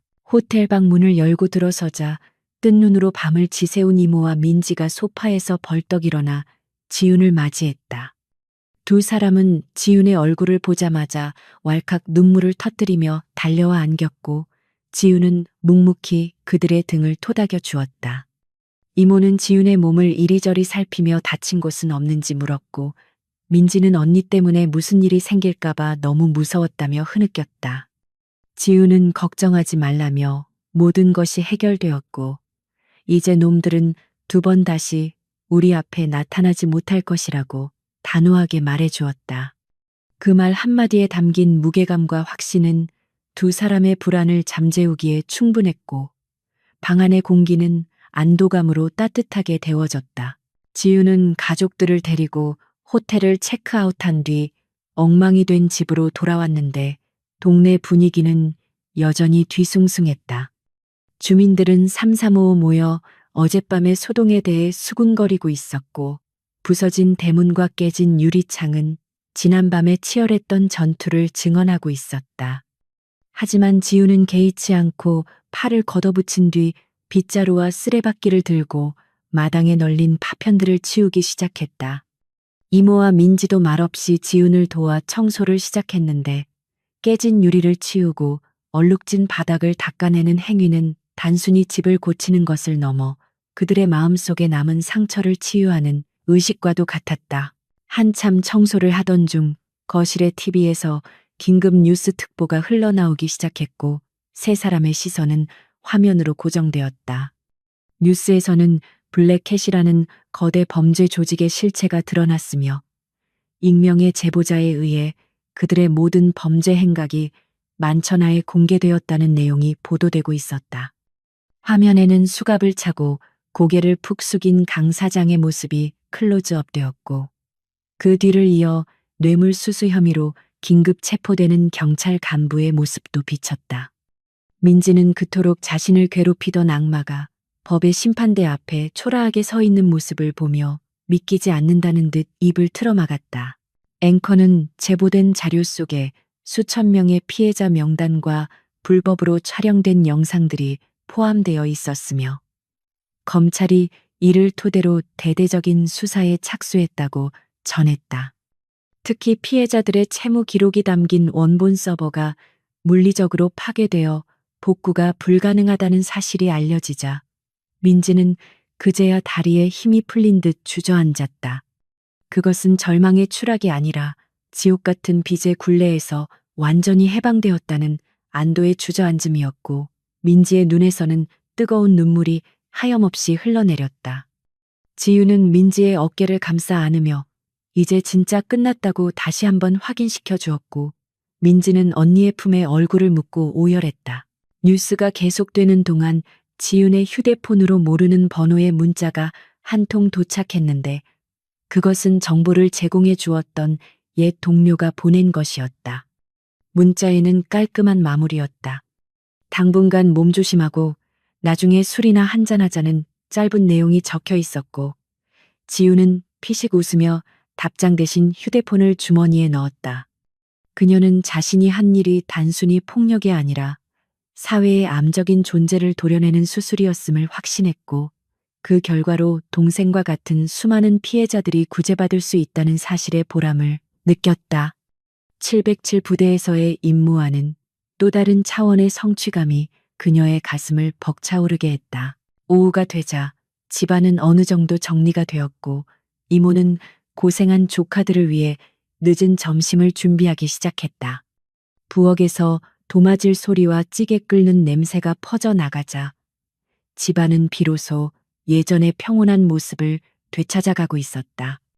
지유는 깨진 창문에 임시로 비닐을 덧대어 찬바람을 막았고 민지는 걸레질을 하며 간간히 뉴스 속보를 확인했다. 악몽 같았던 어제가 거짓말처럼 느껴질 정도로 평범한 일상이 다시 그들의 곁으로 돌아오고 있었다. 식탁에 둘러앉은 세 사람은 따뜻한 밥 한 숟가락에 그동안의 공포와 서름을 모두 녹여내며 말없이 서로를 위로했다. 식사를 마친 지유는 마당으로 나와 담벼락에 기대어 차가운 겨울바람을 쐬며 생각에 잠겼다.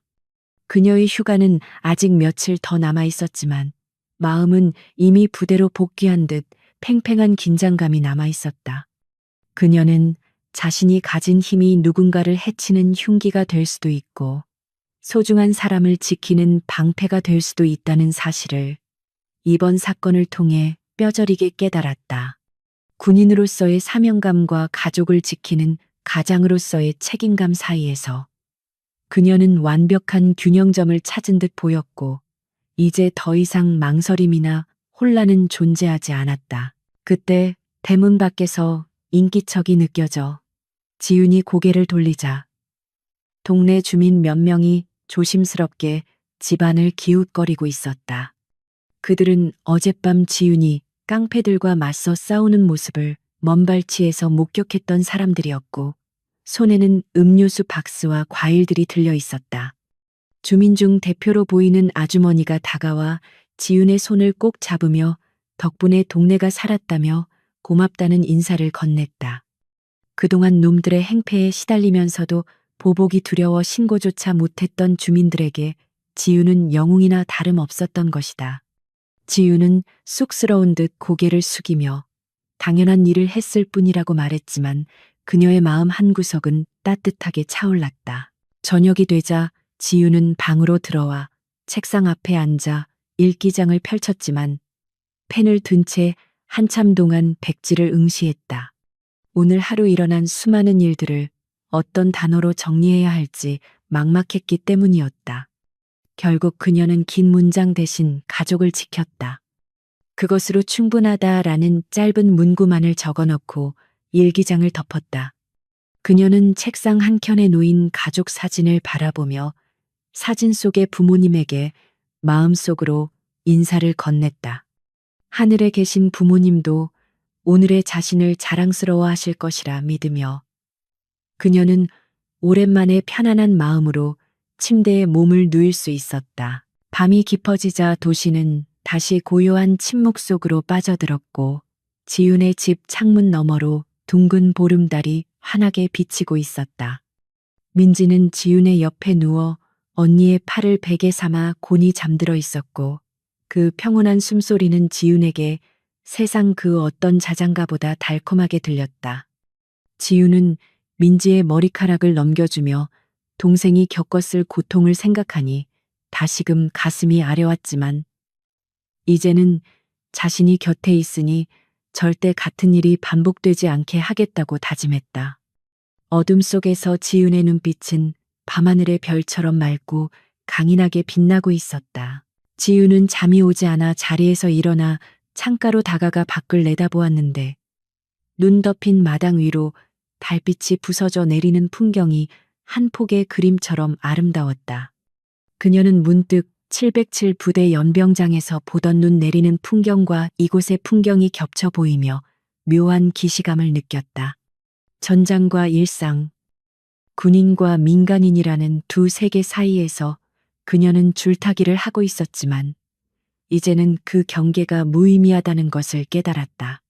어디에 있든 그녀는 한지윤이었고 불의를 보면 참지 않고 소중한 것을 지키기 위해 싸우는 전사였다. 휴대폰 진동이 짧게 울리며 부대 복귀 일정을 알리는 알림 메시지가 떴다.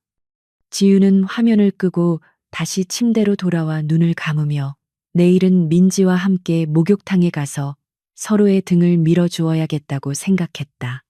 그리고 맛있는 것도 많이 먹고 쇼핑도 하며 평범한 자매로서의 시간을 보내리라 계획했다. 격렬했던 전투 뒤에 찾아온 이 평화가 영원하지 않을지라도 적어도 지금 이 순간만큼은 온전히 즐기고 싶었다. 그녀의 휴가는 이제 겨우 절반이 지났을 뿐이었고 남은 시간은 오직 행복으로 채워질 것이었다. 새벽녘. 어스름한 푸른빛이 방안을 채우기 시작할 무렵 지우는 깊은 잠에 빠져 꿈을 꾸고 있었다.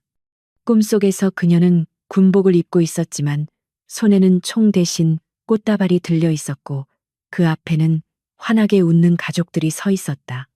그것은 그녀가 지키고자 하는 세상의 모습이었고 그녀가 싸워야 할 이유이기도 했다. 한지윤 중위, 대한민국 최연소 707 특수임무단 요원. 그녀의 전쟁은 끝났지만 그녀의 삶이라는 이야기는 이제 막 새로운 챕터를 시작하고 있었다. 창문 틈으로 스며든 아침 햇살이 지윤의 감은 눈 위로 따스하게 내려앉으며 길고 험난했던 밤이 완전히 지나갔음을 알렸다. 지윤은 무거운 눈꺼풀을 들어 올리며 침대에서 몸을 일으켰는데 온몸의 근육이 비명을 지르는 듯 욱신거렸지만 기분만은 깃털처럼 가벼웠다. 옆자리를 보니 민지는 이미 일어나 있었고 부엌 쪽에서 달그락거리는 식기 소리와 함께 고소한 국물 냄새가 풍겨오고 있었다. 지윤은 기지개를 켜며 창문을 활짝 열었고 밤새 내리던 눈이 그친 뒤 눈부시게 파란 하늘이 드러난 바깥 풍경을 바라보며 깊은 숨을 들이마셨다. 차가운 겨울 공기가 폐부 깊숙이 들어와 어젯밤의 탁한 기억들을 말끔히 씻어내는 듯한 상쾌함을 선사했다. 거실로 나가자 이모가 김이 모락모락 나는 떡국을 식탁 위에 차려놓고 있었고 민지는 수저를 놓으며 밝은 미소로 지윤을 맞이했다.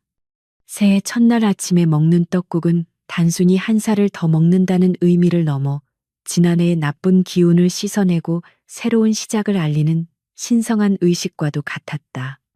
뽀얀 사골 국물 위에 얌전하게 올려진 고명과 떡을 보며 지윤은 비로소 자신이 지켜낸 것이 무엇인지를 실감할 수 있었다. 그것은 거창한 정의나 국가의 안보가 아니라 사랑하는 가족과 함께 마주 앉아 따뜻한 밥 한 끼를 먹을 수 있는 소박하고 평범한 행복이었다. 세 사람은 식탁에 둘러앉아 떡국을 먹기 시작했는데 뜨거운 국물이 목을 타고 넘어가자 얼어붙었던 몸과 마음이 사르르 녹아내리는 기분이었다. 이모는 지윤의 숟가락 위에 잘 익은 김치를 올려주며 고생했다는 말 대신 묵묵히 정을 건넸고 지윤은 말없이 그 마음을 받아 삼켰다. 민지는 어제까지만 해도 공포에 질려 식음을 전폐하던 모습이 거짓말처럼 느껴질 정도로 혈색이 돌아와 있었고 떡국을 오물거리는 볼이 다람쥐처럼 귀여워 보였다. 그 평화로운 광경은 지윤이 전장이나 다름없는 험지에서 목숨을 걸고 싸우는 이유이자 그녀가 돌아와야 할 유일한 안식처임을 증명하고 있었다. 식사 도중 거실의 TV 뉴스에서는 어젯밤 사건의 후속 보도가 흘러나오고 있었는데 경찰청장이 직접 브리핑을 통해 범죄 조직 소탕 결과를 발표하고 있었다.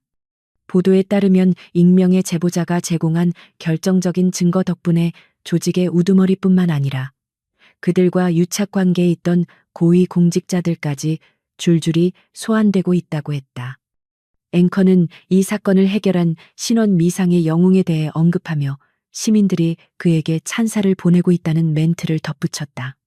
민지는 그 뉴스를 보며 지윤을 향해 엄지를 치켜 세웠고 지윤은 그저 쑥스러운 듯 코를 문지르며 시선을 떡국 그릇으로 돌렸다.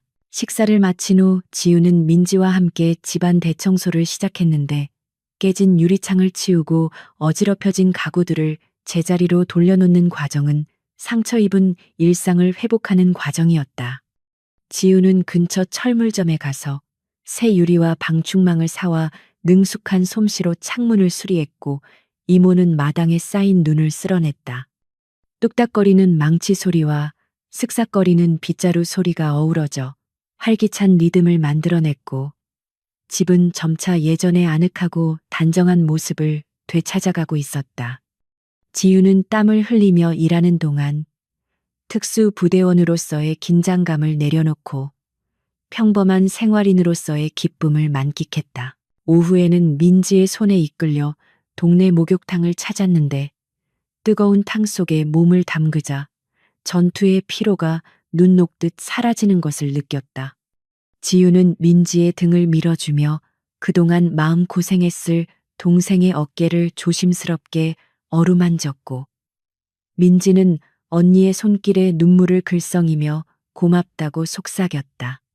두 사람은 서로의 등을 밀어주며 묵은 때와 함께 마음속의 응어리까지 씻어냈고 목욕을 마치고 나와 마시는 시원한 바나나 우유는 세상 그 어떤 고급 음료보다 달콤했다.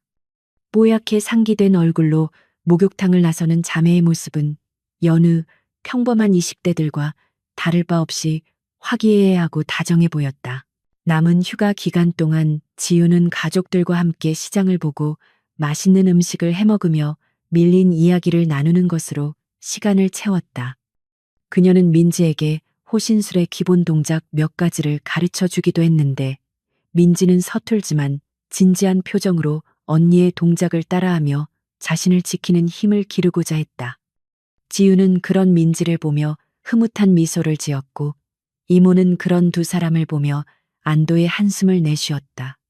그 며칠간의 시간은 지윤에게 있어 그동안의 혹독한 훈련과 임무로 메말랐던 감성을 다시 채워주는 소중한 충전의 시간이었다. 드디어 휴가가 끝나고 부대로 복귀해야 하는 날 아침이 밝았고 지윤은 일찍 일어나 짐을 챙기기 시작했다. 그녀는 민간인으로서 입었던 편안한 옷들을 가방 깊숙이 넣고 다림질이 잘 된 정복을 꺼내 침대 위에 펼쳐놓았다. 날선 주름이 잡힌 군복과 반짝이는 계급장은 그녀가 잠시 잊고 있었던 막중한 책임과 의무를 상기시켜주는 매개체였다. 지유는 잠시 옷을 바라보다가 결연한 표정으로 셔츠의 단추를 하나씩 채워나갔고 거울 속에 비친 그녀의 모습은 점차 부드러운 언니에서 강인한 군인으로 변해가고 있었다. 지유는 정복 상의를 입고 거울 앞에 서서 옷매를 가다듬었는데 그녀의 왼쪽 가슴에 달린 707 특수임무단 마크와 중위 계급장이 아침 햇살을 받아 영롱하게 빛났다. 그녀는 목에 걸린 인식표를 꺼내 손으로 꽉 쥐어보았는데 차가운 금속의 감촉이 그녀의 심장을 뜨겁게 달구는 듯했다. 거울 속에 자신과 눈을 맞춘 지우는 스스로에게 경례를 붙이며 다시금 국가와 국민을 위해 헌신하겠다는 다짐을 되새겼다. 그녀의 눈빛은 휴가를 나오기 전보다 훨씬 더 깊고 단단해져 있었고 그 안에는 가족을 지켜냈다는 자부심이 서려 있었다. 현관을 나서자 이모와 민지가 배웅을 위해 기다리고 있었는데 두 사람은 제복을 입은 지윤의 늠름한 모습에 감탄하며 눈시울을 붉혔다. 이모는 지윤의 손을 잡고 밥 굶지 말고 다치지 말라며 신신당부했고, 민지는 언니가 세상에서 제일 멋있다며 와락 껴안았다. 지윤은 가족들을 한 번씩 안아주며 다음 휴가 때 더 건강한 모습으로 오겠다고 약속했고, 아쉬움을 뒤로 한 채 차에 올랐다. 백미러 속으로 멀어지는 가족들의 모습이 점이 되어 사라질 때까지 지윤은 시선을 떼지 못했지만 이내 앞을 향해 고개를 돌렸다. 지윤의 차는 도심을 벗어나 다시 강원도의 험준한 산악 도로를 향해 달리기 시작했고, 차창 밖 풍경은 화려한 도시에서 점차 고요한 설산으로 바뀌어 갔다. 라디오를 켜지 않은 차 안에는 타이어 소음만이 들려왔지만 지윤의 머릿속은 복귀 후 예정된 훈련 스케줄과 작전 계획들로 빠르게 채워지고 있었다. 그녀는 핸들을 잡은 손에 힘을 주며 엑셀러레이터를 밟았고 차는 매끄럽게 눈길을 헤치고 나아갔다. 그녀가 돌아가는 곳은 춥고 고된 훈련이 기다리는 곳이었지만 그곳이야말로 그녀가 존재해야 할 이유이자 그녀의 힘이 필요한 곳이었다. 부대 정문이 가까워지자 멀리서 위병소의 차단기와 경계 근무를 서는 초병들의 모습이 보이기 시작했다. 지윤은 창문을 내리고 차가운 산바람을 맞으며 긴장을 고조시켰고, 그녀의 표정은 다시금 냉철한 지휘관의 모습으로 돌아와 있었다. 초병이 지윤의 차량을 알아보고 절도 있는 동작으로 거수 경례를 올리자 지윤 역시 절도 있게 답례하며 부대 안으로 진입했다.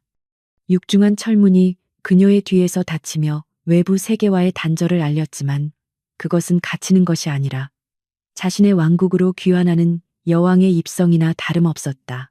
연병장에 차를 세운 지윤은 차에서 내려 베레모를 눌러쓰고 눈 덮인 연병장을 가로질러 본부 건물을 향해 걸어갔다. 그녀의 군화가 눈을 밟을 때마다 뽀드득거리는 소리가 났고, 그 소리는 마치 그녀의 복귀를 환영하는 팡파르처럼 들렸다. 그녀는 이번 휴가를 통해 진정한 힘이란 물리적인 파괴력이 아니라 소중한 것을 지키려는 의지에서 나온다는 사실을 깨달았다. 그 깨달음은 앞으로 그녀가 수행할 수많은 작전과 임무에서 그녀를 지탱해줄 가장 강력한 무기가 될 것이었다. 지윤은 본부 건물 입구에 서서 잠시 뒤를 돌아보며 자신이 지나온 길을 바라보았는데, 하얀 눈 위에 찍힌 그녀의 발자국들이 곧게 뻗어 있었다. 그녀는 입가에 옅은 미소를 띠며 고개를 돌려 앞을 향했고, 그녀의 눈빛은 다가올 미래를 향해 흔들림 없이 빛나고 있었다. 중위 한지윤, 휴가 복귀했습니다. 임무에 투입될 준비 완료되었습니다. 그녀의 나직하지만 힘 있는 독백이 차가운 공기 속으로 흩어졌고, 그녀는 힘찬 발걸음으로 건물 안으로 걸어 들어갔다. 전설은 계속될 것이며 그녀의 이야기는 이제부터가 진짜 시작이었다.